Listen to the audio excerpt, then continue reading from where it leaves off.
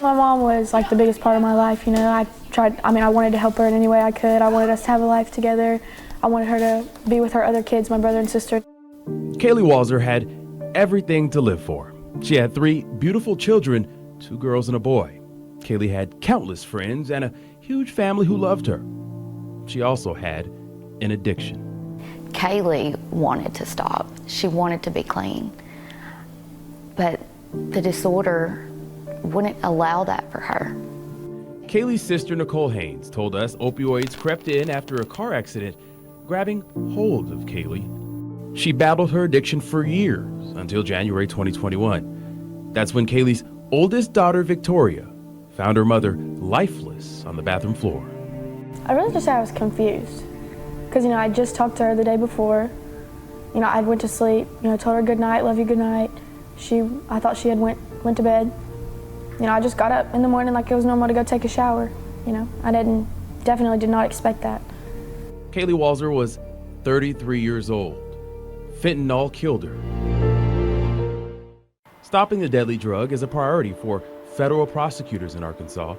Kaleigh's case presented them with an opportunity. They used her phone, posed as Kaleigh, and set up a meet with her dealer known as Jay. The DEA took down Jamel Foster one day after Kaleigh's death.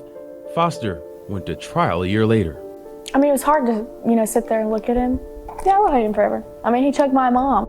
A federal jury convicted Jamel Foster of drug trafficking and distributing fentanyl, resulting in Kaleigh's death. We're trying to stop people from selling fentanyl. Chris Givens led a team of federal prosecutors against Foster. Fentanyl prosecutions are a priority for the U.S. Attorney's Office because of how deadly that drug is.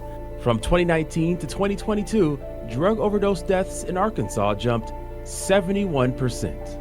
The spike from 380 to 650 in just a 2.5-3 year period is driven largely by fentanyl. Fentanyl is up to 100 times more powerful than morphine. Sometimes a white, powdery substance, it's also found increasingly mixed with other drugs. Cocaine, MDMA, also referred to as Molly, a party drug used by teens, and even marijuana. Synthetic opioids, mainly fentanyl, killed more than 75,000 people in the U.S. last year.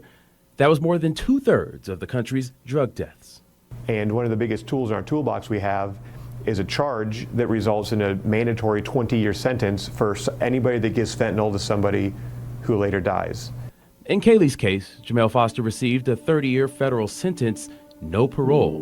The decision does little to fill the void left by the loss of Kaleigh Walser. She was the fun one to my kids.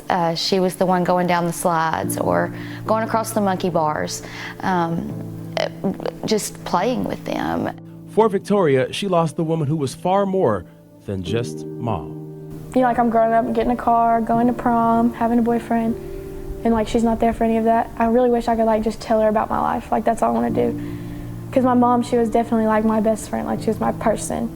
Dakari Turner, Fox 13 Investigates.